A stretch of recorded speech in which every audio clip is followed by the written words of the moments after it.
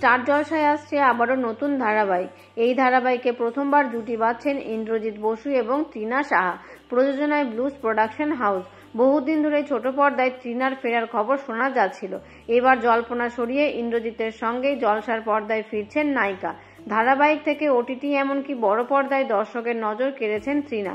অন্যদিকে কিছুদিন আগে মুক্তি পাওয়া চালচিত্রে অভিনয় করে প্রশংসিত হয়েছেন ইন্দ্রজিৎ।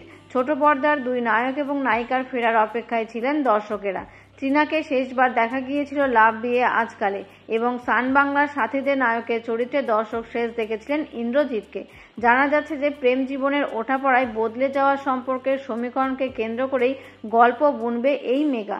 ইতিমধ্যেই দেখানো হয়েছে সিরিয়ালের প্রোমো।